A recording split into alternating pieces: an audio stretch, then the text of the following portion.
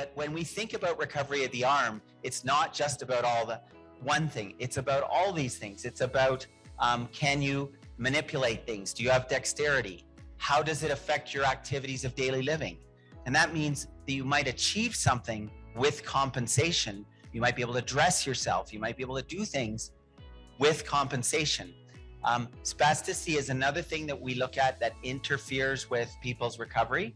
Range of motion, obviously something that's important for people. Do they have the sensory function, the proprioception and sensory function?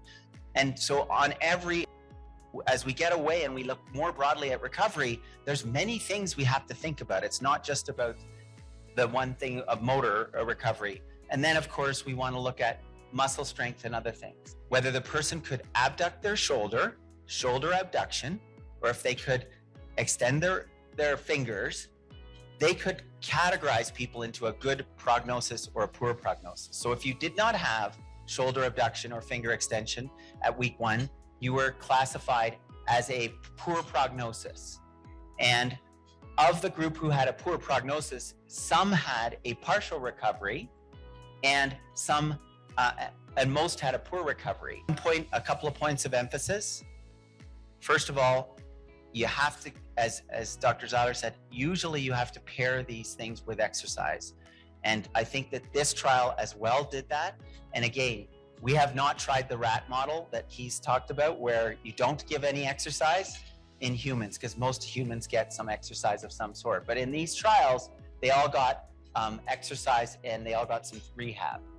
And this is a point that is interesting to note, that in the initial trial, the CARS 1, there were 2 different populations recruited. This one had an RAT score that was less than 33, 84% of them.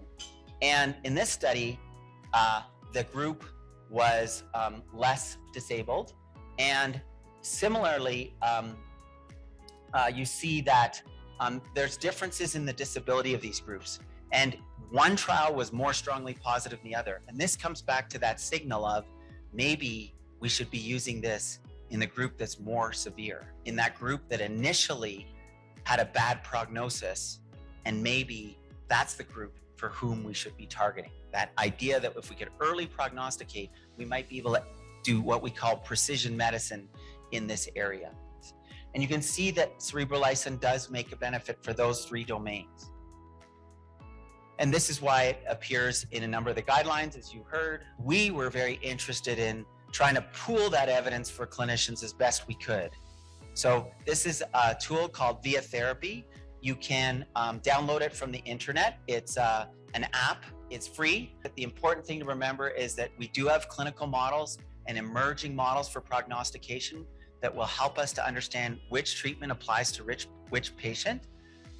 When we, as the others have said, when we combine those pharmacological treatments with the enriched environment, we are most likely to enhance neuroplasticity. And finally, because there are hundreds of clinical trials and it's hard to navigate that evidence, it's really important for you to use the resources that are available